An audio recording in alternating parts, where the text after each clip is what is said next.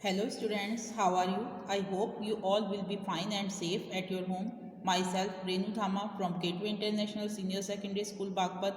Welcome to you in your online class of math subject जिसमें आज आप अपनी चैप्टर 11 की एक्सरसाइज 11.5 को समझेंगे जिसका टॉपिक है टाइमलाइन। टाइमलाइन क्या होता है? ये आपको हेल्प करता है। A timeline helps to organise events in the order of their happening. कोई भी घटना जो है किसी के भी जीवन चक्र में किस किस समय पर कैसे कैसे घटनाएं हुई हैं उसको समझने के लिए ये जो है मदद करता है। एग्जाम्पल के लिए यहाँ पर दिखाया गया है, बुक में देखिए आप अपनी, पेज नंबर है आपका 160 पर। Here are some of the important events in sir CV Raman's life represented on a timeline. यहाँ पर ये देखो टाइमलाइन के द्वारा डॉक्टर जो CV रमन है, सर CV रमन, उनका जो है लाइफ साइकिल जो है जीवन चक्र वो दिखाया गया, उनके जीवन की महत्वपूर्ण घटनाएं। ये बराबर में ये जो पिक्चर है ये किसका है? सर CV रमन का, जिन्होंने किस किस सन में क्या क्या किया। 1888 में sir CV Raman was born. ये कब पैदा हुए? सबसे पहले स्टार्टिंग जब भी टाइमलाइन की करनी हो तो उनके सबसे पहले उनका जन्म का ईयर, इसमें डेट ईयर डाला हुआ है। सर CV रमन कौन से ईयर में पैदा हुए? 1888 में। फिर मैरिड, लोक सुंदरी अम्माई अम्माल, इनके साथ शादी हुई इनकी 1907 में। 1917 में became the professor of physics at the university of Calcutta. ये अब ये सीरीज से चलेगा, पहले सबसे स्टार्टिंग से बर्थ, फिर उसके बाद सेकंड स्टेप, थर्ड स्टेप, जो मेन उनके जीवन की घटनाएं हैं वो किस किस ईयर में हुई, इस तरीके से रिप्रेजेंट किया जाता है। ये क्या करता है आपका टाइमलाइन।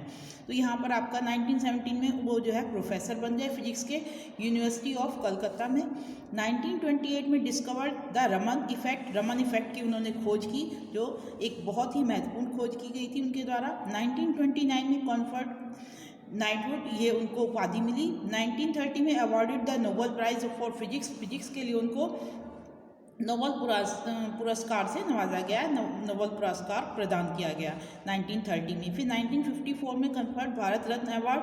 फिर उनको भारत रत्न अवार्ड से, भारत का जो सबसे बड़ा अवार्ड है भारत रत्न अवार्ड, उससे जो है उनको पुरस्कृत किया गया 1954 में। फिर 1957 awarded the Lenin peace prize, ये उनको प्राइज़ मिला। फिर 1970 में CV रमन की डेथ हो गई। ये हो गया उनका पूरा टाइमलाइन, बर्थ से लेकर उनकी डेथ तक के जो सभी ईयर, जो महत्वपूर्ण घटनाएं किस किस ईयर में हुई, उनको एक सीरीज में रखकर फिर इस तरीके से लिखा जाता है। This one is called timeline. अब आपको एक्सरसाइज में क्या करना है? Draw a timeline to describe your weekend. इसी तरीके से आपको अपने सप्ताह का जो है टाइमलाइन ड्रॉ करना है। तो यहाँ पर आप सप्ताह का, वीकेंड का बनाएंगे, फर्स्ट से सेकंड, इस तरीके से आप अपना भी बना सकते हैं कि सबसे पहले आपने क्या किया वीकेंड के स्टार्टिंग में, फिर स्टार्टिंग से लास्ट तक, ऐसे भी आप बना सकते हैं। ठीक है, फर्स्ट वीक में draw a time. Second question है draw a timeline to important events in your mother's और फादर्स लाइफ। अब इसमें आपको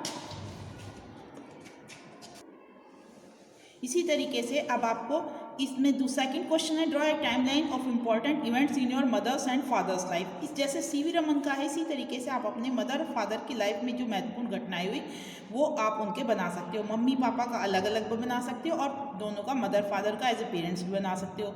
जैसे मम्मी के बर्थ से लेकर मदर के और अब तक की लाइफ तक का सारा आप चार्ट बना सकते हो, किस समय उन्होंने फिर एजुकेशन सब और शादी हुई उनके सब, और बेबीज़ के बारे में उनके सब जो है लिख सकते हो। इस तरीके से आप अपनी मदर फादर का बना सकते हो, उनकी जॉब का, सब चीज़ों का, जो उनके जीवन में जो भी महत्वपूर्ण घटनाएं उसको ईयर दर ईयर जो है आप इसको शो कर सकते हो। Draw a timeline of Swami Vivekananda life. जैसे ये आपको CV रमन का दिखाया गया, ऐसा ही आपको स्वामी विवेकानंद का भी बनाना है। इसके बाद आप स्वामी विवेकानंद का बना सकते हो। इसके लिए आप अपने पेरेंट्स की हेल्प ले सकते हो। ओके, इसी तरीके से आप इसमें एक प्रोजेक्ट दिया है, make a timeline of your date at school. अब इसमें आप अपने स्कूल में तुम्हारा कैसा दिन बीता उसका भी एक टाइमलाइन बना सकते हो। Make a timeline of some important events that have occurred in the present year, पिछले साल में जो महत्वपूर्ण घटनाएं हुई उसको मंथ के हिसाब से, जैसे जनवरी में कौन सी महत्वपूर्ण घटनाएं, फिर नेक्स्ट हर मंथ की आप महत्वपूर्ण घटनाएं अपने हिसाब से वो बना सकते हो, अपनी लाइफ की भी और अपने इंडिया के, अपने देश, स्कूल की, अपने घर की, किसी भी तरह से आप इस तरीके से आप ये टाइमलाइन बना सकते हो। मैंने आपको सिर्फ ये टॉपिक क्लियर कराया है, आप ये क्वेश्चन इसमें से कुछ चाहें तो कर सकते हैं और छोड़ना चाहें छोड़ सकते हैं, पर इसको समझ लीजिए बस कि टाइमलाइन का मीन्स क्या होता है और टाइमलाइन कैसे बनता है, ठीक है, वो आपको अच्छे से समझ में आ गया होगा। आप इसमें चाहें तो आप सिर्फ अपना ये वाला टाइमलाइन बना सकते हैं कि ये प्रोजेक्ट वाला सेकंड वाला बना लीजिए, और स्वामी विवेकानंद जी का आपको मिल जाएगा, आप अपने पेरेंट्स की हेल्प से इसको बना सकते हैं, और नहीं बनाएंगे कोई बात नहीं, फिर आप अपना बना लीजिए मदर फादर का, ठीक है। एक टाइमलाइन आप बनाने की कोशिश कीजिएगा जरूर, ताकि आपको ये अच्छे से समझ में आ सके। नेक्स्ट, अब आप नेक्स्ट एक्सरसाइज आ जाते हैं, रिवीजन स्टेशन है आपकी, देखिए यहाँ पर ये रिवीजन स्टेशन एक्सरसाइज है, जिसमें आपका ये टॉपिक में आपका टाइमलाइन छुड़वा भी सकती थी, पर बच्चों आपको पता होना चाहिए कि टाइमलाइन होता क्या है, इसलिए मैंने ये आपको समझाया है कि इस तरीके से आप किसी भी इम्पोर्टेंट पर्सन या अपने किसी के बारे में उसका पूरा जीवन चक्र, जितना भी आप जानते हो उसके बारे में, महत्वपूर्ण घटनाएं उसके जीवन की, उनको एक साइकिल में स्टार्टिंग से एंड तक इस तरीके से लिख देते हैं महत्वपूर्ण घटनाओं को, वो कहलाता है उनका टाइमलाइन, ठीक है। अब यहाँ पर आता है आपका revision station. Revision station exercise करेंगे आप, जिसमें आपका फर्स्ट क्वेश्चन है, ध्यान से देखिए, आप बुक में निकाल लीजिए, पेज नंबर है आपका 161। Here is the first question, write the time in 12 hour and 24 hour format. ये घड़ियों में देखो आपको समय दिखाई दे रहा है, इसको आपको 12 घंटे की सुई के हिसाब से और 24 आवर की सुई के हिसाब से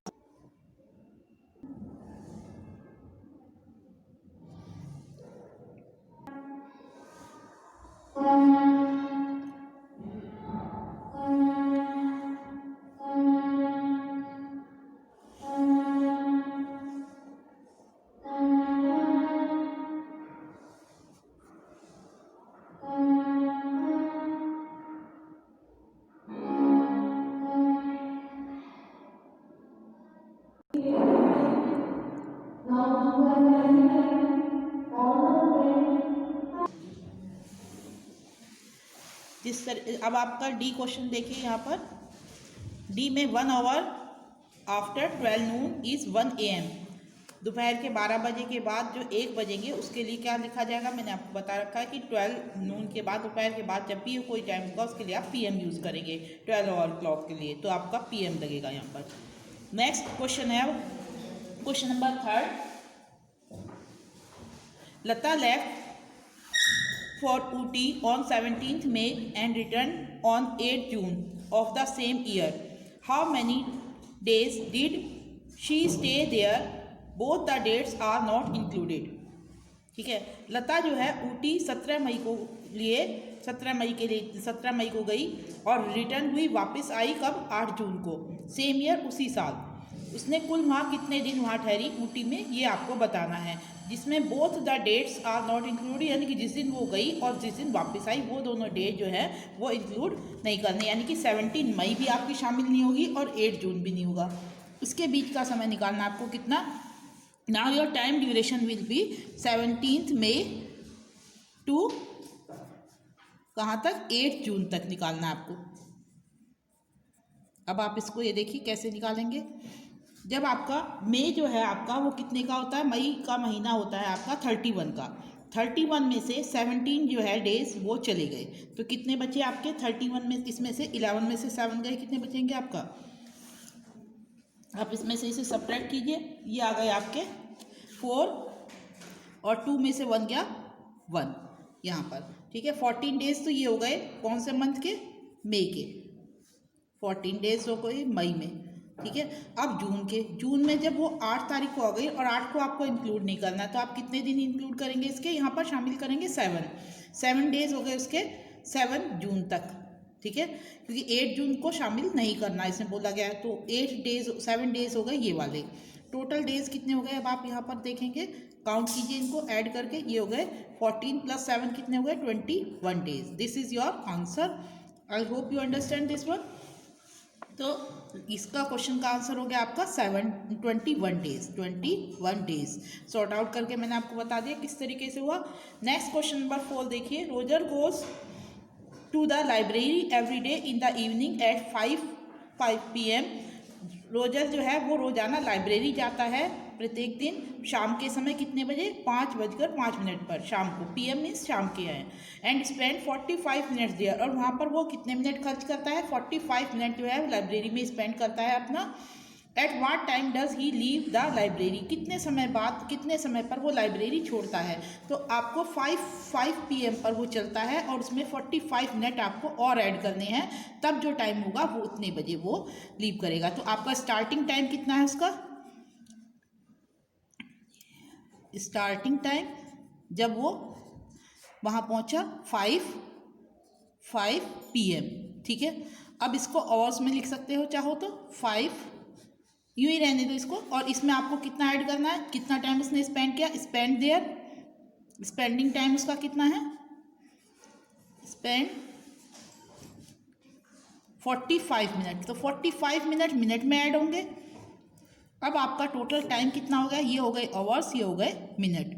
अब आप इनको, यहाँ पर कुछ नहीं है तो यहाँ 0 मान लो और इसको ऐड कर दो, तो ये हो जाएगा time does she leave the library, he leave the library, sorry, he कौन, Roger leave the library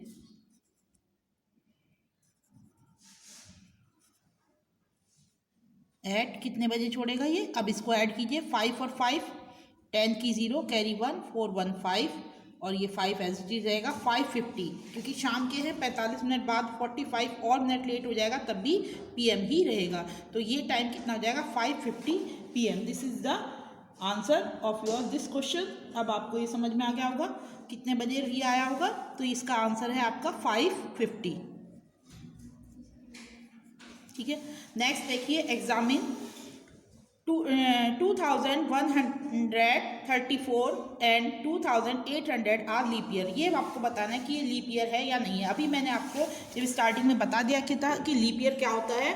leap year जो 366 डेज का ईयर होता है वो लीप ईयर कहते हैं। उसे क्यों कहते हैं कि आपको बताया गया था, आपको मैंने स्टार्टिंग में समझाया था कि पृथ्वी जो है वो पूरा एक चक्कर कितने दिन में लगाती है, 300, पूरा एक चक्कर लगाने में कितने डेज लेती है, सन के 365। बट इन लीप ईयर में वो जो, और 365 होल 1/4, 365 और 1/4 डेज, 1/4 दिन और लगता है।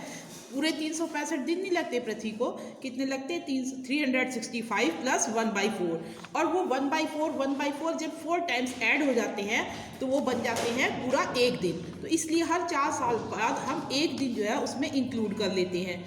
इस तरीके से हमारा जो है वो 366 डेज का हो जाता है लीप ईयर। समझ में आई बात, कि अर्थ जो है वो सन के चारों तरफ चक्कर लगाने में कितना टाइम लगाती है, 365 होल 1/4 डेज लगाती है, ना कि 365। हम कहते हैं ना, तो 365 ना लगा के 365 होल 1/4 डेज लगाती है। तो 365 तो एज इट इज चलते हैं, और हर 4 साल बाद 1/4 हम जब 4 टाइम्स ऐड कर लेते हैं तो ये कितना बन जाता है, एक दिन। इसलिए हर 4 साल बाद एक दिन हम इंक्लूड कर लेते हैं, बजाय उसके हर बार 1/4 करने के, और इसलिए वो 4th ईयर जो हो जाता है वो लीप ईयर कहलाता है। अब हम इसको कैसे पहचानेंगे, जो भी ईयर जिसकी लास्ट 4 का डिविजिबिलिटी टेस्ट के अकॉर्डिंग हम इसको चेक करते हैं। 4 का डिविजिबिलिटी टेस्ट क्या है, if the last 2 digit of the number is divisible by 4 or it may be 00, then this number is divisible by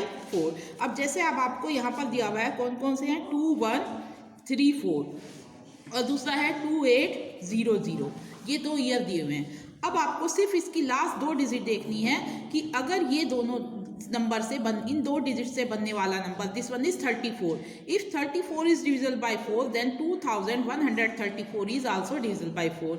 here last 2 digit is 0 0, so ये तो लीप ईयर है ही है 100%।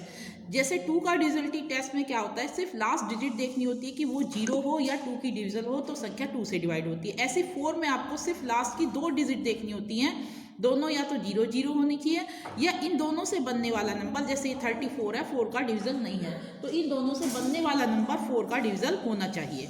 अब यहाँ पर ये नहीं होगा है और ये यस वाई? क्योंकि दोनों 0 0 और 34 4 के टेबल में नहीं आता, तो ये लीप ईयर नहीं है और ये लीप ईयर यस। अब आपको एग्जाम्पल समझ में आया हम कैसे करेंगे, और बहुत अच्छे से करना है छोटे बच्चों की तरह, तो बिल्कुल इसको आप डिवाइड करके देख सकते हो 4 से, अगर ये 4 से डिवाइड होता है। वैसे हमने आपको सिर्फ लास्ट डिजिट से रिजल्ट टेस्ट के अकॉर्डिंग बता दिया, आप 4 से डिवाइड करके भी इसको देख सकते हैं, ठीक है। नेक्स्ट 4 से अगर आप डिवाइड करते हैं, 4 5 जा 20, बचा 1, 3 उतारा, 4 3 जा 12, बचा 1, 4 उतारा, 4 3 जा 12, अब कितना बचा 2। ये अब आपका नॉट डिविजन है, सो ये नॉट आएगा। और इसी तरीके से जब आप इसको डिवाइड करेंगे 2800 को, तो ये आपका 4 7 जा 28 और 0 0 जा, फिर 0 0 जा, ठीक है। तो ये पूरा पूरा जा रहा है, तो ये इसलिए यस है। नेक्स्ट क्वेश्चन देखिए आपका, कन्वर्ट 24 और क्लॉक टाइम। इस टाइम को जो ये AM PM में दिए हुए हैं, इनको आपको 24 ओवर क्लॉक के हिसाब से कन्वर्ट करने हैं। आपको सीधा सीधा पता है, जहाँ पर PM लगा है वहाँ पर आवर्स में आप 12 ऐड कर देंगे, तो 12 और 4 कितना हो गया 16, तो यू विल राइट हियर 16 6 और ये हो गया आवर्स 12:34। नेक्स्ट देखिए, अब आपका ये है 12:34 AM, क्योंकि AM लिखा हुआ है तो इसको आप एज इट इज़ रहने देंगे। क्या लिखेंगे 12:34 आवर्स, ये 12 घंटे 24 घंटे की उसमें भी और क्लॉक में भी एज इट इज़ रहेगा टाइम। सिर्फ PM वाले में आपको आवर्स में 12 ऐड करना है। यहाँ पर PM है तो आप इसमें 10 में 12 ऐड करेंगे, 10 और 12 कितने हो जाएंगे आपके 22 55 और ये हो गए आपके आवर्स HOURS, ठीक है। सेम वे आप इसके बाकी पार्ट कर सकते हैं। 9:33 PM, तो 12 में 9 ऐड कीजिए, इस तरीके से फिंगर पर काउंट कर सकते हैं। 12 9 काउंट कीजिए, 1 2 3 4 5 6 7 8 9, यहाँ तक 9 हो गए आपके।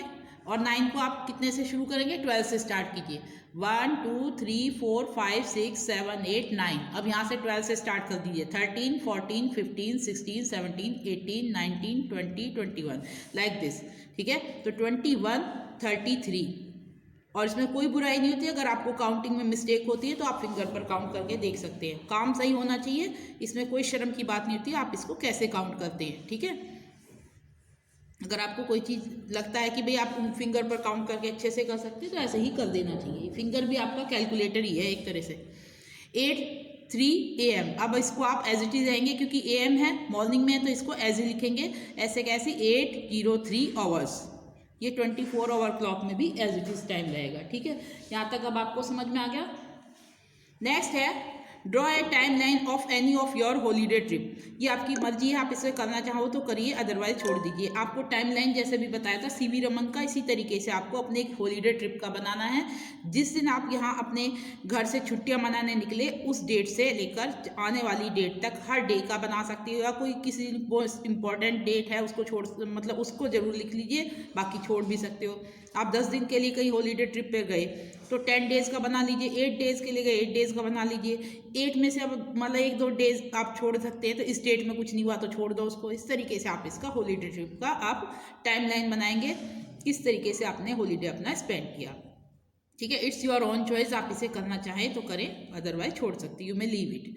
नेक्स्ट है convert the following time into 12 hour clock time. इसमें 12 आवर क्लॉक के अभी देखो 24 आवर में कन्वर्ट किया, किसको 12 आवर को। अब 12 आवर वालों को 24 वालों को 12 में कन्वर्ट करना है। इसका सीधा तरीका यहाँ है, आप यहाँ पर ये देखिए, अगर ये नंबर 12 से ऊपर है तो जितना 12 से ज़्यादा है उतना आप इसमें यहाँ पर लिखेंगे। जैसे अब ये 13 है, 13 12 से आगे गिनिए 13, तो 12 से नेक्स्ट क्या होगा 13 1, तो आप क्या लिखेंगे 1 5 6 और यहाँ क्या लिखेंगे PM, ठीक है। 12 से ऊपर होते ही यहाँ पर PM लग जाएगा और ये हो गया 1 5 6 PM। थोड़ी पेंसिल थोड़ी शार्प कर दूँ, मैं गंदी राइटिंग है, आपको समझ में कम आ रहा होगा मेरी, कोशिश करूँगी अब क्या बच्चे तुम्हारे सुंदर सुंदर लिखने की, ठीक है। तो ये हो गया 1:56 PM, क्यों, क्योंकि ये 12 से ज़्यादा है। अब यहाँ देखिए 9:20 आवर्स, तो ये 12 आवर्स जो है तुम्हारे 9 है, 12 से बिलो है, तो क्या रहेगा ये AM, so you will write here 9:20 AM। Clear है। नेक्स्ट चलेंगे अब आप ये 22 अगेन ग्रेटर देन 12, सो क्या होगा, इसमें से 12 माइनस कीजिए, तो 2 में से 2 गया 0, 2 में से 1 गया 1, और ये बाकी मिनट एज इट इज रहेंगे। 10 क्या लगेगा जब 12 से ऊपर है, तो क्या हो जाएगा यहाँ पर PM, here you right PM, यहाँ पर आप PM लगाएंगे। क्लियर हो गया बात, 10 PM। नेक्स्ट पर आ जाइए अब 1840 आवर्स। अब ये भी अगेन 12 से ज़्यादा है, इसको ऐसे फिंगर पर भी काउंट कर सकते हैं, 12 से आगे 18 तक काउंट कीजिए, 13 14 15 16 17 18। अब उल्टा गिन लीजिए, 1 2 3 4 5 6, तो इसके होगा ये 6 और दिस वन इज 40, और 12 से बड़ा है तो क्या लगेगा आपका PM। नेक्स्ट 006 आवर्स, इसको आप क्या लिखेंगे, ये 12 बज के रात के 12 बजे के बाद का समय है, रात के 12 बजे के बाद जो भी समय होगा वो AM ही कहलाएगा, तो आप इसको क्या लिख सकते हो, 12:16 AM भी लिख सकते हो। रात के 12 बजे के बाद 0:16 ना लिख के आप क्या लिख सकते हो, 12:16 AM, यानी कि रात सुबह जो 16 मिनट होंगे रात के 12 बजे के बाद वो है ये, तो इस तरीके से AM भी लगा सकते हो, ठीक है। नेक्स्ट है 11:30 आवर्स। अब ये 12 से बिलो है तो क्या रहेगा, ये AM ही रहेगा, you will write here 11:30 AM, ठीक है। नेक्स्ट है write the following dates in short form. अब ये डेट दी हुई है, इनको आपको शॉर्ट फॉर्म में लिखना है, जैसे आप अपनी कॉपी में लिखते हो ना, मैम बोलती हैं भाई डेट लिखो, ऊपर होमवर्क डेट सब लिखा करो, तो आप कैसे लिखते हो, ऐसे भी लिख, इतना बड़ा थोड़ी लिखते हो आप, कैसे लिखते हो, बिल्कुल सेम वही लिखना है, इसमें कोई नया चीज नहीं है। यू विल राइट 15, फिर लगाओगे डैश, फिर फरवरी कौन सा मंथ है, 2nd, तो मंथ कितने, टू डिजिट में लिखने, तो आप इसको क्या लिखोगे 02, फिर इसको क्या लिखोगे 1777, ये हो गया इसका शॉर्ट फॉर्म में। और बहुत से बच्चे यहाँ पर ऐसे डंडे खींच देते, पर आप यहाँ पर डॉट ही लगाएंगे, ठीक है।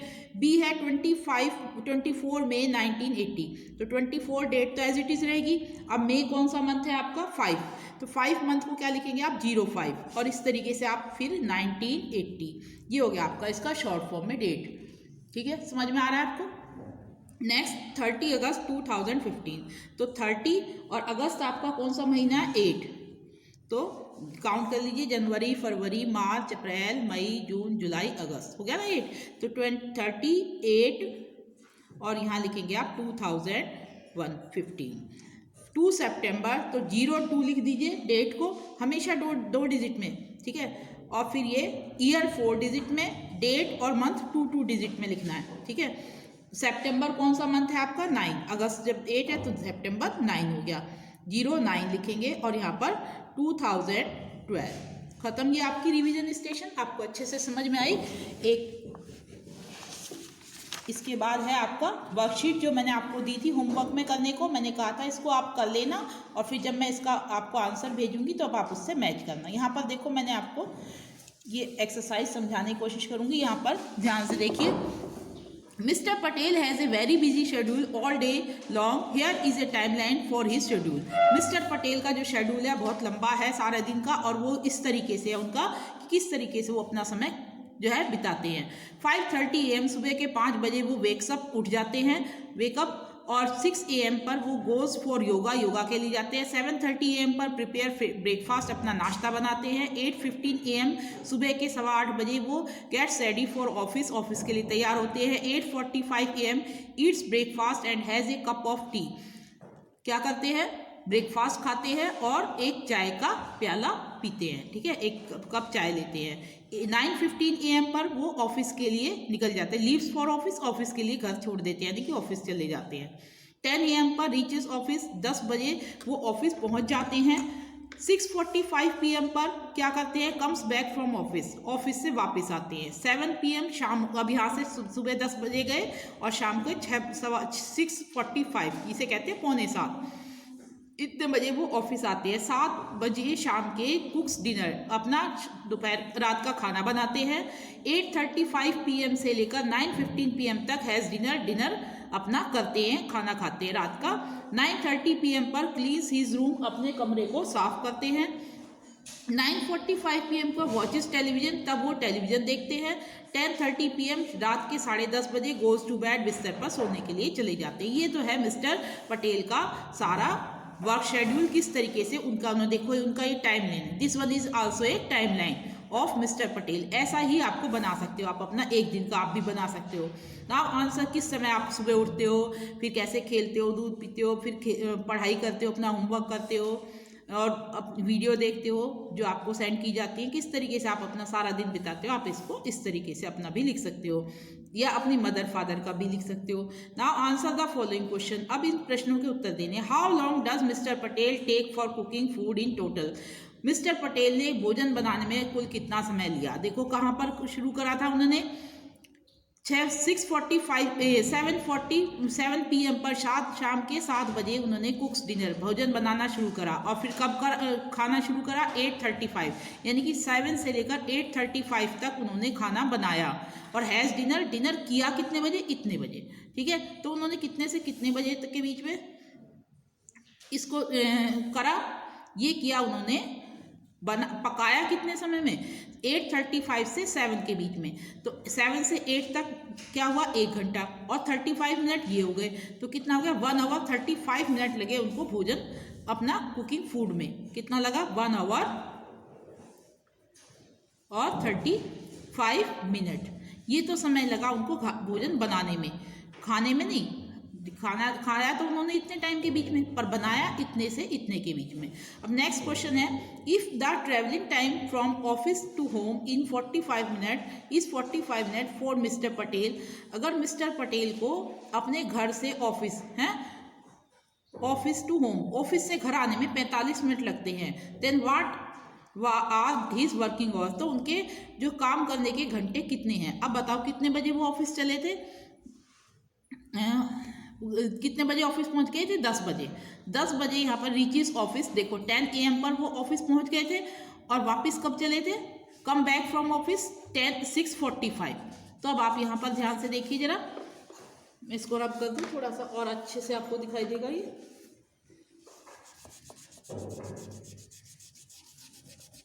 देखिए यहाँ पर रीचेस ऑफिस, कितने बजे वो ऑफिस पहुंचे, यहाँ पर ये दिखा रखा है 10 बजे, और वापस कितने बजे, 6:45। और ये 45 मिनट किस चीज़ में लग गए उनको, ये बता रखा है कि ये उनको रास्ते में लग गए समय। तो कितने बजे, कितने टाइम वो ऑफिस में रहे, 10 बजे से 6 बजे के बीच में। तो 10 to 6 का टाइम जब अगर आप निकालेंगे तो 10 से लेकर 12 तक तो 2 घंटे हो गए, 2 घंटे वो और 6 आवर ये, तो टोटल कितने हो गए आपके, 10 AM to 6 PM। इस तरीके से आप लिख सकते हो। कहाँ से कहाँ तक का टाइम होगा, 10 बजे से 10 AM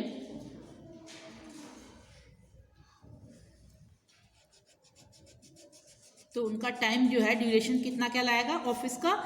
ऑफिस कितने बजे से कितने बजे तक होता है उनका, 10 AM to 6:00 PM। और ये टाइम कितना कहलाएगा, का टोटल टाइम ड्यूरेशन देखें तो हम 2 घंटे तो ये हो जाएंगे 10 से 12 तक, और 6 ये 8 घंटे का उनको टाइम, 8 आवर्स का टोटल उनका टाइम होता है यहाँ पर बिताने का। ऑफिस में इतना समय बिताते हैं, ठीक है, 8 घंटे की ड्यूटी करते हैं। At what time does he go to bed, किस समय वो रात को बिस्तर पर जाते हैं। Write the time in 24 hour clock, और उसको 24 आवर क्लॉक के हिसाब से गो टू बेड का टाइम दे रखा है आपको, देखो 10:30 PM। 10:30 PM PM है, तो अभी बताया था आपको यहाँ क्या करना है, आपको इसमें 12 ऐड करना है। तो 12 ऐड करते ये कितना हो जाएगा, यहाँ 0 की जगह 2 और 2 और 1 और 1 2, तो 22:30 हो जाएगा ये। दिस वन इज 22:30 आवर्स, ये हो गया 24 क्लॉक के हिसाब से ये आंसर आपका। What is the duration of the time in a day for which he remains awake. What is the, ये समय अवधि कितना होगी जिस समय है, एक दिन में कितने समय, रिमेन्स अवेक वो जागे रहते हैं, कि दिन में कितने घंटे वो जागे रहते हैं, यानी कि जब उठने से लेकर जागने तक का, उठने से लेकर सोने तक का जो समय है वो डिफरेंस निकालना है। तो 5:30 पे भी उठ गए और 10:30 बजे सोने गए, तो इसके बीच का समय वो कैसे रहे, जागते रहे, अवेक रहे। ठीक है, तो ये आपको इनका बीच का टाइम निकालना है, कितने से कितने के बीच का, 10:32 में से माइनस करना है कितना, 10:30 PM में से आपको सब्ट्रैक्ट करना है 5:30 AM। ठीक है, अब आप यहाँ देखिए 30 से 30 और बिल्कुल मिनट बिल्कुल लेफ्ट कर दीजिए। अब 10 PM 10 PM इसको 24 आवर क्लॉक में अगर कन्वर्ट करा तो ये कितना हो जाएगा, दिस विल बी, ये सारा अगर आपने 24 आवर क्लॉक में करा तो ये हो गया 12 और 10 कितने हो जाएंगे आपके, 12 और 10, 22 में से 22 आवर्स हो जाएंगे ये, और ये आपके 24 आवर क्लॉक के हिसाब से 5 ही रहेंगे, तो 05 ही रहेगा ये आवर्स। ठीक है, हम मिनट्स में मिनट सब्ट्रैक्ट करिए, इसमें कुछ नहीं बचा आपका। अगर या फिर यहाँ लिख लीजिए, चलो मिनट भी लिखा आपने, तो ये हो गया 24 आवर क्लॉक के हिसाब से 22:30, और ये हो गया 5:30। अब इसमें से इसे माइनस कीजिए, निकालिए टाइम कितना आ जाता है, इतने टाइम वे जागे रहे। तो 22 में से 5 गए, कितने बचेंगे आपके 17 आवर जो है ये आपका वो समय है जितने समय मिस्टर पटेल जागते रहते हैं। ठीक है, write the time line of mister Patel schedule in 24 hour clock. अब यहाँ पर सिर्फ आपको क्या करना है, ये जो टाइम दे रखा है AM PM, इसको आपको किस में कन्वर्ट करना है, 24 आवर क्लॉक के हिसाब से, और यही टाइम लाइन दोबारा बनाना है। बना लेंगे आप इजीली, ये एज इट इज रहेगा 0530 आवर्स, 600 आवर्स, ये भी यूँ ही रहेगा। यहाँ जहाँ आपसे PM शुरू हो गया वहाँ पर इसमें 12 ऐड कर दो, 12 और 6 कितना आ जाएगा 1845 आवर्स। ठीक है, और ये 12 और 7 1900 आवर्स। बस ये आपको इस तरीके से चेंज करना है, और आप ये पूरा टाइम लाइन बिल्कुल as it is 24 hour clock के हिसाब से बना लेंगे। कोई दिक्कत किसी को, कर लेंगे सभी बच्चे इसको अच्छे से। ओके, आज के लिए इतना ही सफिशिएंट है। Thank you.